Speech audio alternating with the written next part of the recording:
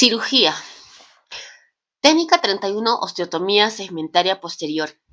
La cirugía subapical posterior en un procedimiento quirúrgico que se utiliza para llevar a cabo la recolocación de segmento dentoalveolares. El uso de esta técnica ha resultado ser útil en aquellos casos donde se requiere el levantamiento de molares severamente inclinados. En pacientes adultos, en pacientes adultos. Además, puede conseguirse conjuntamente el cierre del espacio remanente, evitando así la colocación de la prótesis.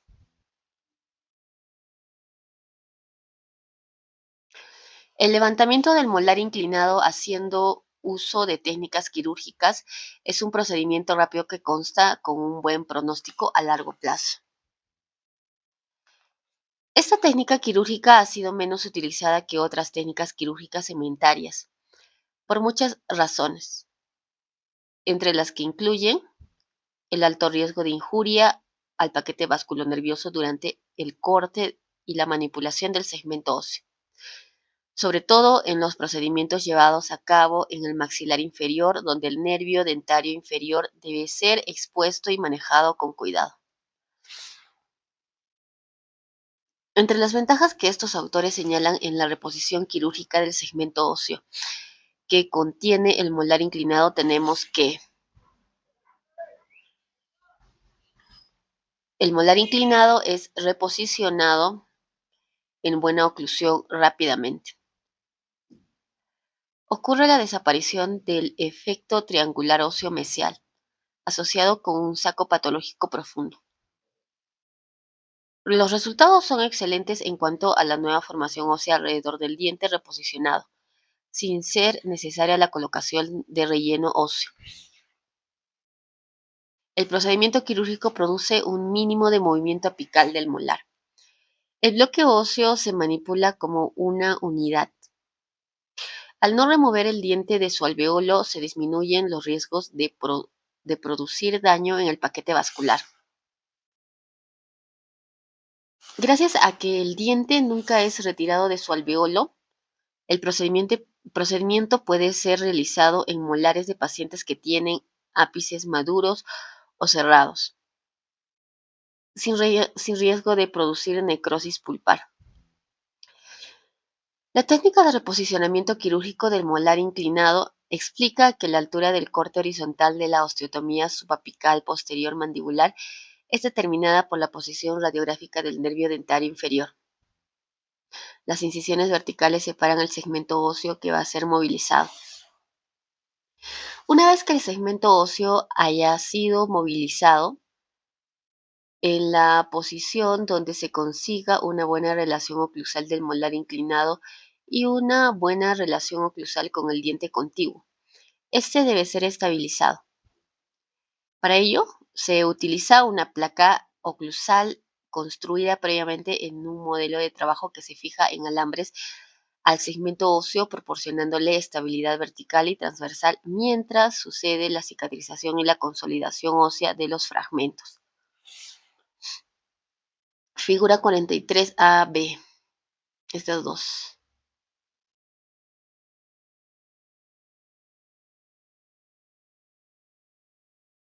El control de la relación oclusal debe ser hecho en el mismo momento de la cirugía. Es muy importante evitar cualquier tipo de contacto traumático. 32. Implantes. El uso de implantes está especialmente indicado en aquellos pacientes que han perdido múltiples dientes posteriores y el número o la posición de los dientes remanentes son inadecuados para producir los movimientos deseados. Algunos autores utilizaron los implantes óseos integrados como aditamentos inmóviles, sobre los cuales anclaban las fuerzas ortodónticas para producir movimientos de desinclinación en molares inclinados. Ellos explican que un implante colocado estratégicamente en el arco sirve de soporte para realizar desde el movimiento posteriores de los dientes sin utilizar ningún otro diente de apoyo para llevar a cabo ese movimiento. Luego de que se haya realizado el movimiento, el implante puede ser utilizado como apoyo para la colocación de la prótesis. Una vez que el implante ha sido descubierto, un poste protésico con un aditamento ortodóntico debe ser sobre el implante. Luego se recomienda tomar una impresión para diseñar una banda ortodóntica que se adapte a ese poste protésico.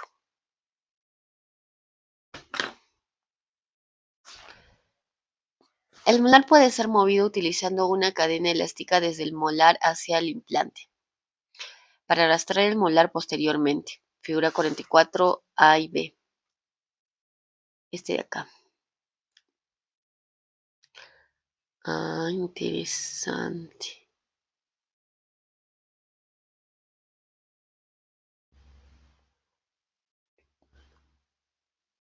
Mm.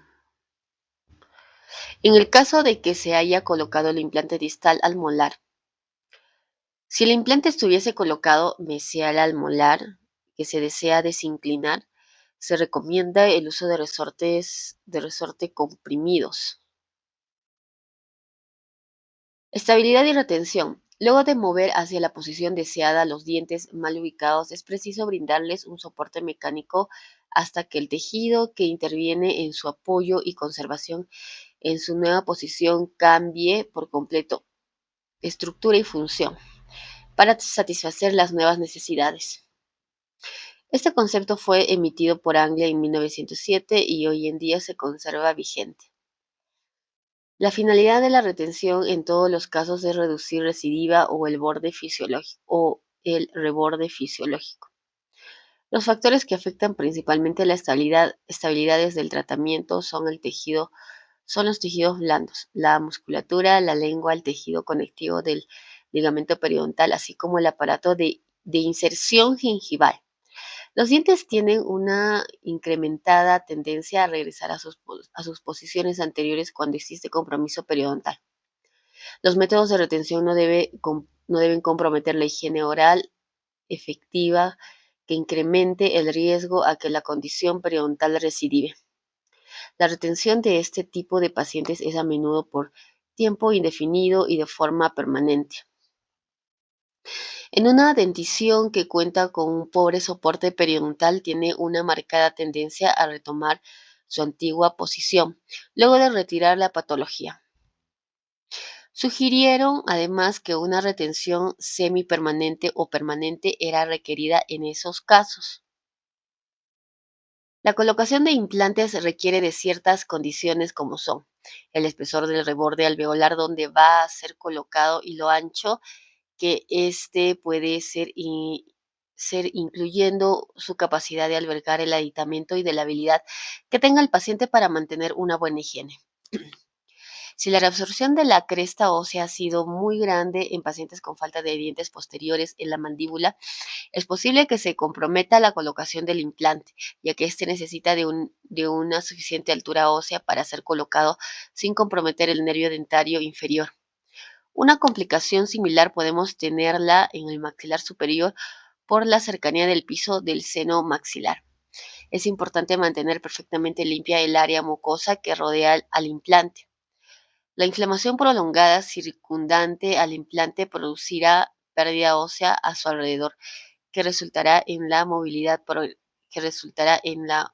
una movilidad progresiva, culminando con la pérdida del aditamento.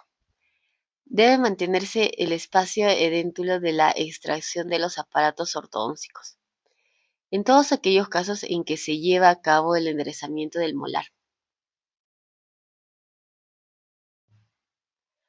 La reincidencia de la situación puede ocurrir a pocas horas, luego de ser retirada la aparatología. Puede colocarse un retenedor convencional removible, fabricado de manera inmediata hasta que se reemplace con un puente diseñado acorde al tamaño y acorde al tamaño y localización del área edéntula. El mejor retenedor fijo para mantener el espacio de póntico posterior es un grueso alambre intraoral. El mejor retenedor fijo para mantener el espacio de póntico posterior es un grueso alambre intraoral, 0.019 pulgadas por 0.020, adherido en preparaciones poco profundas en los futuros dientes pilares, con resinas compuestas o amalgama. Este tipo de ferulización produce escasa irritación gingival y se puede dejar colocado por más tiempo. Figura 45, el de la izquierda con fondo azul. También puede colocarse una fijación inmediata extracoronalmente, utilizando un alambre de acero 0.019 por 0.025 pulgadas que encaje pasivamente en los brackets.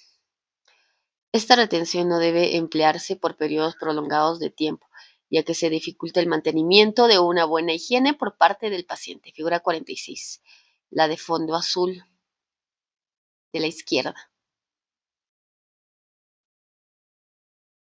La restauración final debe iniciarse luego de 6 semanas de retención. La razón de la demora es la necesidad de tratamiento periodontal adicional antes de realizarse las restauraciones. Pueden usarse algunos dispositivos más o menos rígidos, que consta de alambres seccionales adheridos a las superficies vestibular y lingual de los dientes vecinos al espacio dental. Figura 47. El del lado derecho. No, 47. No, este de acá arriba, el de la esquina, del lado derecho. Otro método de retención consiste en emplear alambres soldados a la superficie vestibular y lingual de bandas ajustadas en los dientes de soporte. Una ventaja de este tipo de aparato es que puede incluir una barra de oclusión para evitar la sobreerupción de los dientes antagonistas al espacio edéntulo. Consideraciones generales.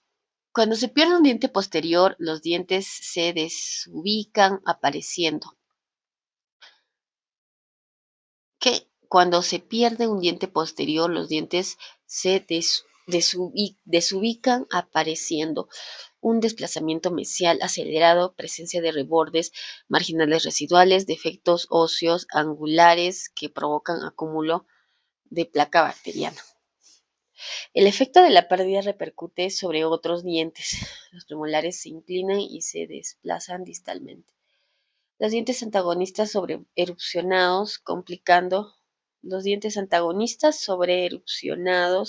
complicando aún más la situación. La corrección de los molares inclinados de los pacientes adultos facilita el tratamiento restaurador y mejora la salud periodontal, además de que favorece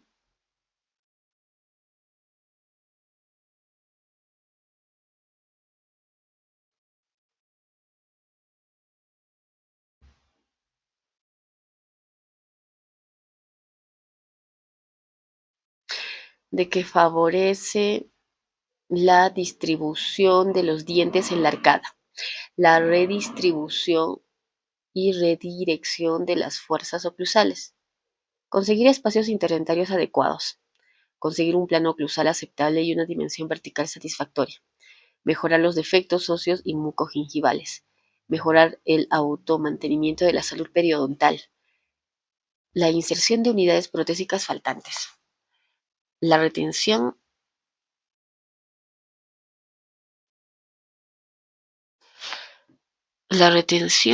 de las restauraciones mejorando su condición biomecánicas. La higiene, ya que hay una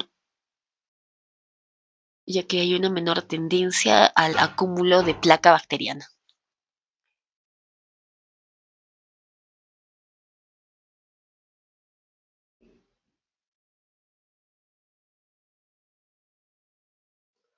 La extrusión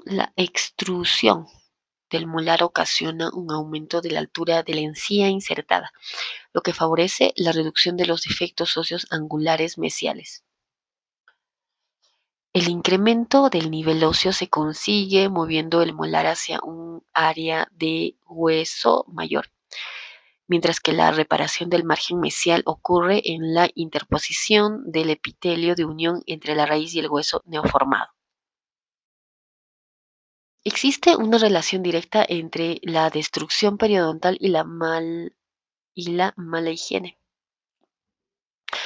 El movimiento ortodóntico no produce disminución del soporte periodontal cuando se mantiene un control de placa adecuado.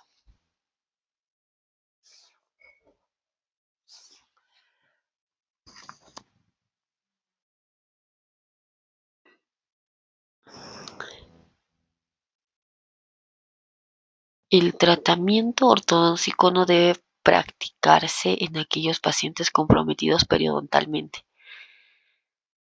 que no sean capaces de mantener una higiene adecuada, ¿no? Ya que el nivel óseo puede ser mantenido en presencia de inflamación.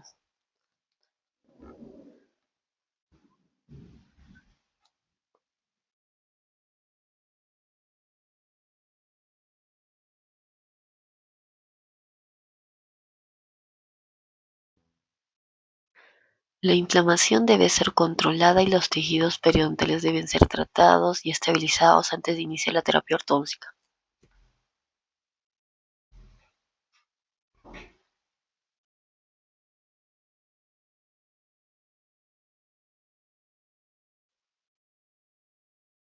La valoración periodontal debe incluir un sondeo y registro cuidadoso de la profundidad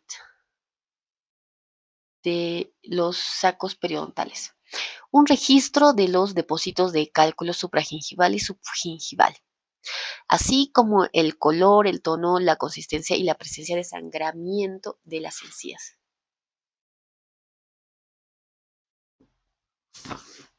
La ortodoncia puede causar daño, como lesiones directas a los dientes, reabsorción radiculares y pérdida de tejido de soportes cuando la fuerza es incontrolada y la higiene es inadecuada. A medida que el soporte periodontal se reduce, el centro de resistencia del diente se ubica más apical, alejándose aún más del punto de aplicación de la fuerza. Esto genera un efecto mayor de inclinación al aplicarle una fuerza al diente. En el caso donde se ha perdido soporte periodontal, la magnitud de la fuerza debe reducirse para evitar lesiones al periodonto.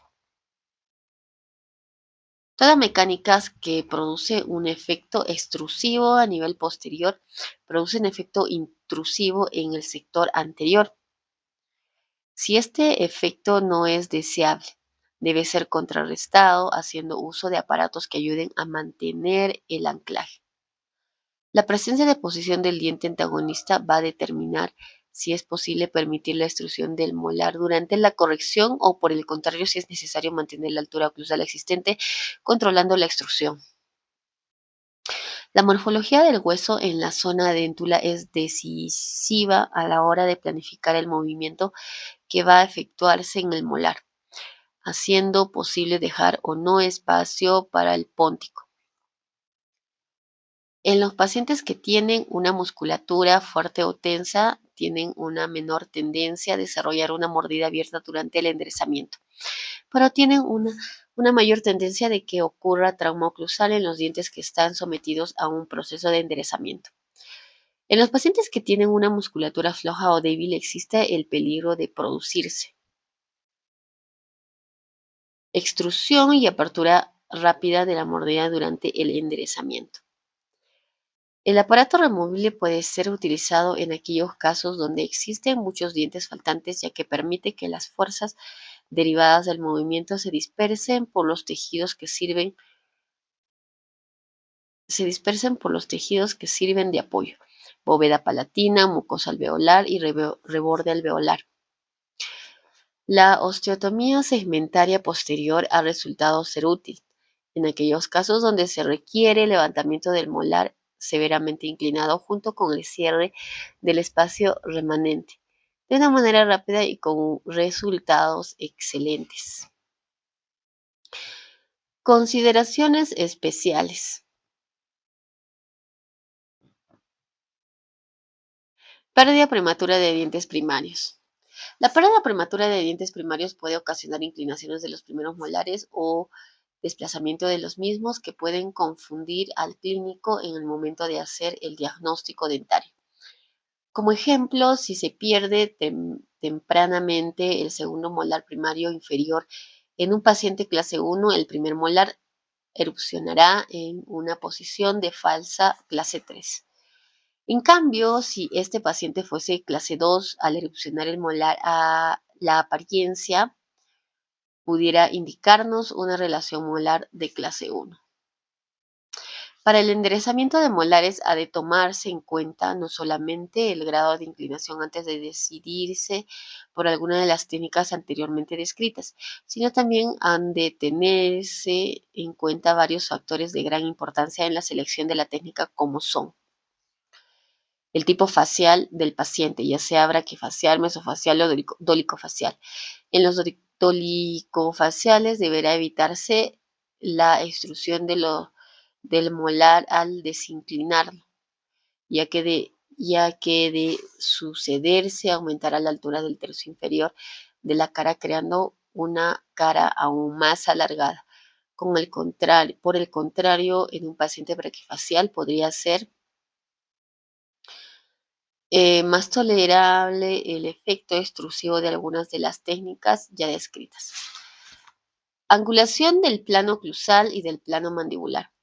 Característica que puede estar asociada con una rotación favorable o adversa de la mandíbula, al igual que el aumento o disminución en el valor del ángulo goníaco, poco tomado en cuenta por muchos ortodoncistas y ontopediatras, pero de gran significación diagnóstica, ya que su variación puede estar acompañada de otras características que establecerán el tipo facial y la tendencia esqueletal en el crecimiento mandibular del individuo.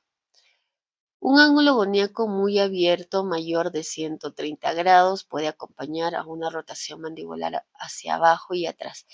En este orden encontramos la mayoría de las clases 2, división 1, la clase 1, con mordidas abiertas y cubiertas, y ciertas, con mordidas abiertas y ciertas clase 3 con rotación horaria de la mandíbula. Por el contrario, un ángulo goníaco cerrado, menos de 120 grados, pudiera indicarnos una rotación antihoraria, o sea, contraria al giro de las manecillas del reloj, lo cual puede ser compatible con la mayoría de las clases 2, división 2. La mayoría de las clases 3 y las clase 1, mordida profunda. La desinclinación de un molar en pacientes con tendencia o presencia de mordidas abiertas o rotaciones grandes de la mandíbula hacia abajo y atrás debe ser realizada con cautela, para que la extrusión del molar en cuestión podría abrirnos más la mordida, produciendo un efecto adverso a la posición de la mandíbula del paciente y a su relación con la articulación temporomandibular. En estos casos se recomienda el uso de técnicas que acompañen la desinclinación con un componente intrusivo. La desinclinación de un molar en pacientes con mordida profunda o rotaciones mandibulares hacia arriba y adelante puede favorecer la apertura de la mordida y mejoran el perfil del paciente. Nuevamente se hace necesario verificar la posición y longitud de la base anterior del cráneo antes de establecer un diagnóstico cefalométrico definitivo. Ver capítulo correspondiente a inclinación de la base anterior del cráneo, ya que la mayoría de los ángulos horizontales en muchos análisis cefalométricos toman a la base anterior del cráneo como plano de referencia para las mediciones, pudiendo obtenerse valores fuera de los patrones preestablecidos si la posición o longitud de la base están alteradas. Recomendaciones. Preste atención a la situación periodontal, planificar y llevar a cabo el tratamiento ortodóntico identificado, los pacientes y las zonas de alto riesgo. Realiza el diagnóstico periodontal cuidadoso evaluando índice de placa bacteriana, grado de movilidad dentaria, consistencia de los tejidos blandos, presencia de exceso de tejidos, nivel y estado de adhesión gingival, respuesta al sondaje periodontal. El estudio de la salud dental del paciente adulto debe incluir su capacidad para conseguir y mantener su higiene. El paciente adulto periodontalmente afectado, la reducción de la longitud de sus raíces, producto de fuerzas ortodónticas, puede comprometer aún más el soporte dentario y aumentar la movilidad. Es por ello que deben llevarse a cabo controles radiográficos periódicos, controles de los irritantes locales, acudiendo al periodoncista con la regularidad que amerite el caso. Un control de los niveles de fuerza. Realice un tratamiento endodóntico en aquellos dientes que presenten algún tipo de alteración pulparia, que su movilización puede provocar un rebrote del trastorno.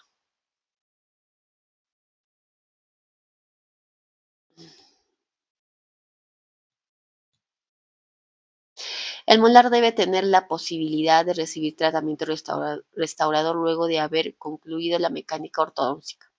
Se recomienda expresar en porcentaje la cantidad de pérdida ósea y reducir la fuerza aplicada en la misma proporción. Coloque el bracket 0.65 milímetros más hacia gingival por cada milímetro de hueso marginal perdido. El molar nunca deberá ser ubicado en una posición que reciba trauma por oclusión. Para prevenir el trauma oclusal, mientras se corrige la posición del molar inclinado, debe utilizarse una placa de levantamiento de mordida para producir la desoclusión del sector posterior. Si es necesario, realice ajustes de oclusión por medio de desgaste selectivo en la cara oclusal del molar a medida que su movimiento se efectúa. El uso del plano de mordida para desocluir los dientes posteriores mientras ocurre el levantamiento del molar inclinado debe ser hecho con cuidado en pacientes dolicofaciales, ya que el efecto extrusivo en el molar podría crear problemas de apertura rápida en la mordida. En caso de que se requiera su uso, el paciente únicamente deberá colocárselo de noche. En pacientes braquifaciales, el uso del plano de mordida para desocluir los dientes posteriores ayuda a controlar las fuerzas oclusales que hacen difícil y lenta la corrección deseada. En aquellos casos donde el anclaje deba ser mantenido, refuércelo utilizando botón de Nance, barra lingual, secciones estabilizadoras, elásticas en dirección de clase 3, para contrarrestar el efecto mesial de las fuerzas mecánicas generadas en algunas de ellas. Si desea que el espacio remanente se cierre a medida que se produce el enderezamiento, seleccione Utilizar. El arco seccional 3D, doblez en forma de anza en bota horizontal abierta, doblez en forma de anza en bota vertical abierta, anza en forma de T, la alternativa quirúrgica. Si se desea producir la corrección de dos molares inclinados de manera simultánea, se recomienda el uso de las cajas de Stoner anzas en forma de T. Al planificar el tratamiento de casos donde hayan ocurrido pérdidas de múltiples dientes posteriores, debe considerarse la posibilidad de colocarse implantes. Estos son utilizados como excelentes anclajes para conseguir el movimiento dentario y posteriormente son aprovechados como apoyos protésicos. La retención de los pacientes con compromiso periodontal debe ser realizada en forma permanente y por tiempo indefinido, ya que existe una marcada tendencia a retomar a sus posiciones iniciales.